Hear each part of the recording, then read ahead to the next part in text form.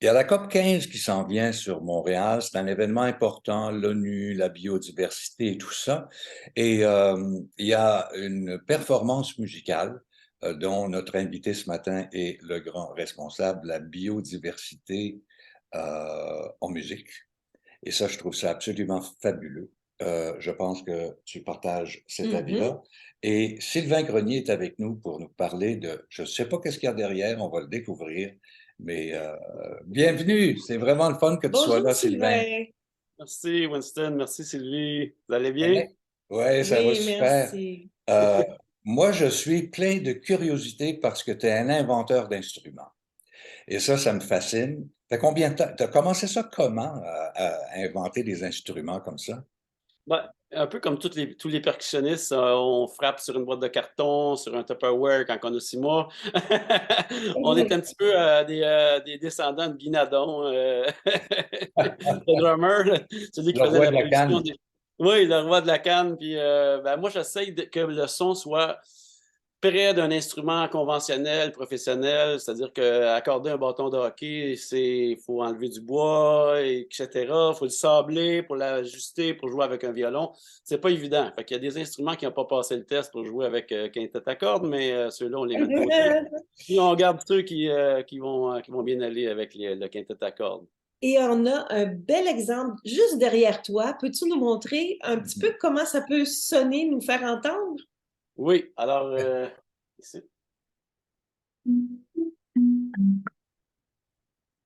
Oui, alors le xyloké basse. Le xyloké. Oui. Alors, d'où te vient cette idée de xyloké, Sylvain? Bon, au départ, j'avais joué avec les Jeunesses musicales du Canada là, au début de ma carrière.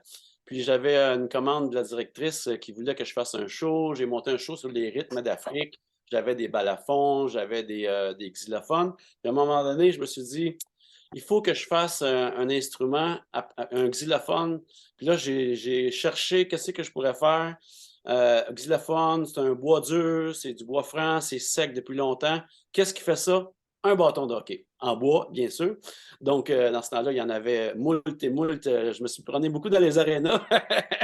Alors, j'ai volé des bâtons de hockey, on peut dire, aux Italiens qui, eux, les achetaient 25 sous. Alors, j'ai acheté 25 sous de bâtons de hockey pour Ouais. les prendre pour moi. Alors, j'ai eu beaucoup de bâtons de hockey en bois à ce moment-là. Puis, j'ai fait mon premier, c'est sur le mode d'un balafon, parce que j'avais un thème dans la tête. À un moment donné, on était en tournée, moi puis Mimi Blais au piano, on avait un duo qui s'appelait Duo Dynamique, puis avec les Jeunesses musicales du Canada. Puis à Toronto, j'ai acheté un petit balafon qui reproduisait la mélodie que je voulais faire. J'ai fait un petit xyloké, mon premier, avec une quinzaine de notes. J'ai rajouté un peu quelques notes de plus pour avoir plus d'harmonie, mais en gros, les mêmes notes que mon balafon africain. Puis là, j'ai pu jouer ma pièce et comparer et faire des émissions de télé là, en montrant qu'un xyloké peut sonner aussi bien qu'un balafon. Ouais. Et c'est attaché de quelle façon ton xyloké? Alors, le premier est attaché avec des nœuds africains. Fait que là, il a fallu que je travaille, que j'expérimente. Moi, je ne suis pas patenteux du tout au départ. Je suis un musicien, un percussionniste, performance, etc., un drummer. Et puis, j'ai fait d'ailleurs mon cours en jazz à l'Université de Montréal pendant que je faisais les solos avec l'orchestre symphonique, puis tout ça. J'ai fait quand même des spectacles à un bon niveau à ce moment-là, même en classique, mais j'étais en jazz. Fait que de faire un xyloké, c'était quand même donc, les nœuds, c'est les nœuds africains pour le premier, puis après, ben, les derniers, je l'ai fait un peu sur le mode d'un marimba conventionnel, où ce que je passe la corde dans la note. Alors, les premiers, c'est attaché avec un nœud africain, pour répondre à ta Je question. trouve ça important dans le sens où tu es quelqu'un qui est conscient de la biodiversité. Tu es conscient aussi, suffisamment conscient pour être dans le contexte du COP 15. Donc, il y a quelque chose de social et politique dans ton aventure, là. Fais pas ça Oui, juste librement comme ça pour le fun. non. Non, c'est sûr que ce qui est arrivé, c'est que moi, depuis 2016, on a arrangé pour Quatuor à cordes. Puis, à un moment donné, dans ces temps-là, on se disait que ça serait vraiment le fun de jouer avec l'orchestre symphonique, Scrap. On pense on a la capacité de faire ça. D'ailleurs, Marc Bonneau, qui est notre chef musical, il me dit, moi, avec Bruno Pelletier, parce qu'il est chef avec Bruno Pelletier, il me dit, on est allé en Russie, puis on a pu jouer avec l'orchestre symphonique, on a juste à apporter les partitions, that's it, c'est le fun. Fait que là, On a commencé avec le quatuor à cordes quand même. Puis là, dernièrement, j'ai fait une demande au Conseil des arts du Canada qui nous a accordé une bourse pour composer sur la biodiversité parce qu'on avait déjà la danse phénétique de l'abeille dans nos pièces. Alors, j'ai décidé de faire une composition, une suite en fait là, de plusieurs pièces. Puis ça a été accepté au Conseil des arts. Puis à ce moment-là, quand le 21 juin est arrivé, que là, la Chine ne présentera pas la COP 15 et ça va se passer à Montréal. Ah! Qu'est-ce que je fais? On monte le show. On finit de composer, bien sûr, pendant tout l'été. Puis là, on est dans la préparation intensive, évidemment, du spectacle. Alors, ça va comporter quoi, ce spectacle qui va être le 10 décembre, 20h au Théâtre Plaza? Alors, on a une première partie, évidemment, avec toutes les pièces qui partent. Ça part du Big Bang, ça s'en va dans les étoiles, ça s'en vient sur la Terre. Miguacha va faire partie de la suite, en fait. Alors, Miguacha, les gens là-bas, ils n'en reviennent pas que j'avais composé une pièce sur Elpistostege watsoni. Ça, c'est le premier poisson qui est sorti de l'eau, puis qui a commencé à marcher, évidemment, qui était capable de respirer. Donc, c'est notre ancêtre. Et puis, on a fait une pièce là-dessus. En tout cas, on capote sur nos pièces un peu, là. C'est rare que je peux dire ça, parce que d'habitude, je suis fier de ce que je fais quand même, mais là, on est vraiment content du résultat. Puis les gens aussi à Miguacha aussi, ils n'en reviennent pas. Ils nous ont donné des images là, pour mettre sur. Il va y avoir des projections d'ailleurs dans le spectacle. Donc, avec Miguacha et les autres, la baleine à bosse, etc., le beluga, il y a plein il y a aussi des écosystèmes. Il y a une pièce sur l'arbre, sur l'érable. Alors, c'est une genre de danse de pluie où on va faire jouer des gens avec des bâtons de pluie. On intègre aussi un peu d'interaction, en fait. Des volontaires. Oui. J'appelle ça des volontaires, T-E-R-R-E-S. C'est bon. J'invente même des mots. Donc, on va entendre aussi des sons de baleines, des cris de baleines pendant le spectacle. Moi, je l'entends. Oui. Magnifique. C'est fantastique. Magique. Magnifique. Ah oui, les baleines. Il y a d'ailleurs des gens qui font de la méditation ou vont s'endormir avec les sons de baleines. C'est vraiment, selon Robert Michaud, qui est un collaborateur, qui est le directeur du GREMM, du GREM, qui s'appelle le groupe de recherche en éducation sur les mammifères marins. Robert, il collabore même au spectacle. On a même demandé qu'il fasse un petit poème avant le beluga, là. Parce que c'est lui l'amoureux et le connaisseur des belugas, puis il a accepté. C'est magnifique ce qu'il a composé. Il y a un projet du beluga aussi, là. Oui, il y a le beluga, il y a la baleine à bosse qui sont dans le côté marin, là, puis il y a le plancton aussi qui est un intro. Parce que le plancton, c'est autant que les arbres, c'est à cause d'eux qu'on respire.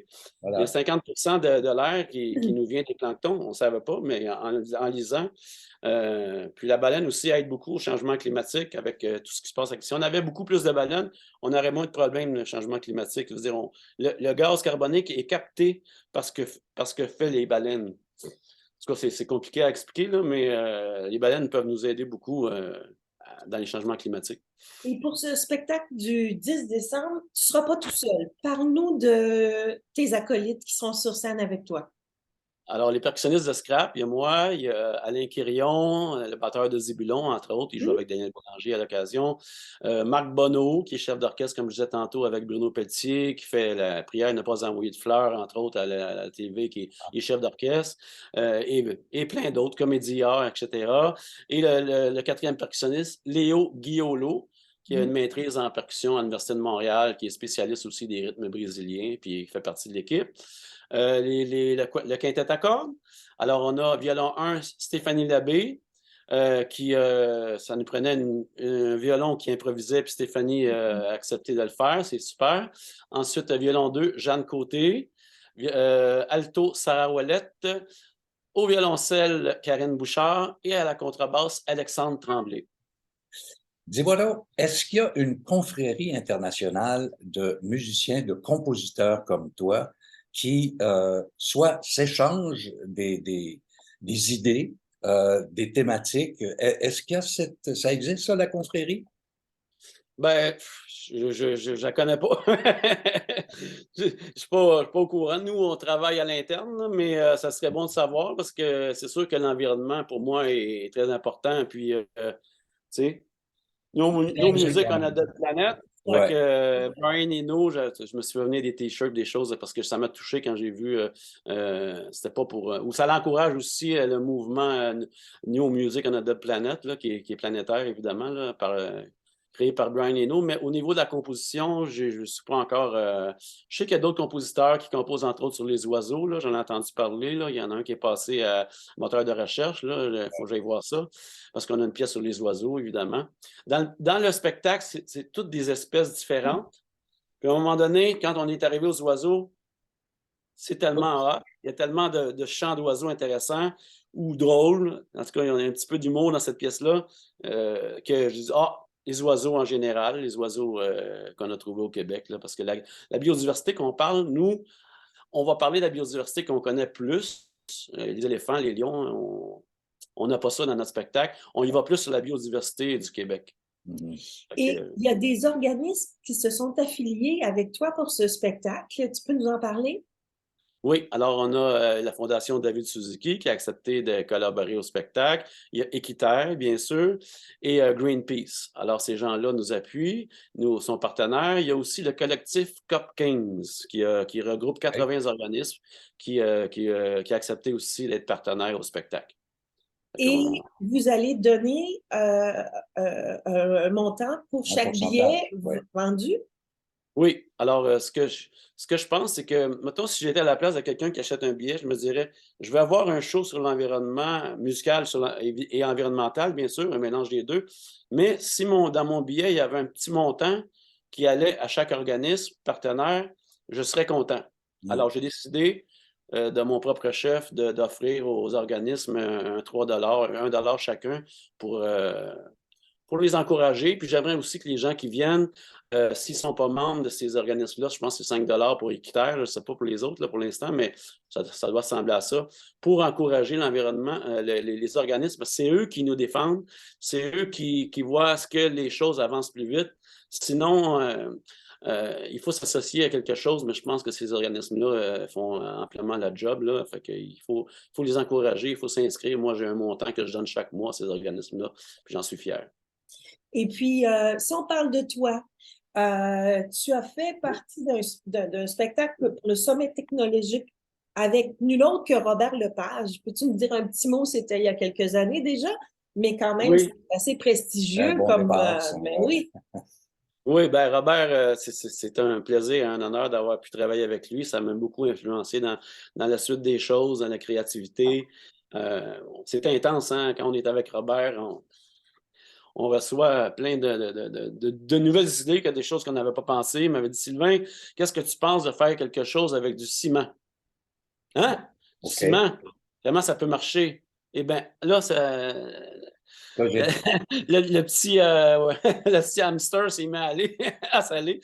Puis, on a fait un tube en ciment avec un ciment plus dur, là, une sorte de ciment qui va faire du son. Puis là, ça a marché. C'était pas le grand son, c'est pas comme un Xyla qui est basse, là, on s'entend. mais j'ai pu me débrouiller puis lui ramener, parce qu'il y avait quand même des gens de la filière du ciment, dans le sommet technologique. Puis il voulait quand même essayer d'exprimer des choses du ciment. Fait que j'ai pu faire ça pour lui, mais c'était magique. Là, pour moi, c'était une belle collaboration à son spectacle. Et ça va bien dans un CV, il faut dire, de travailler avec Robert Lepage. Oui. Mais moi, j'aimerais savoir, là, on vient d'exciter tout le monde. On vient d'exciter la curiosité de tout le monde. Où est-ce qu'on peut, c'est quoi le site où on peut aller voir? Je sais qu'il y a des choses sur YouTube, mais est-ce que vous avez un site où on peut aller, je sais pas, mais écouter différents projets, différents rendus de votre musique?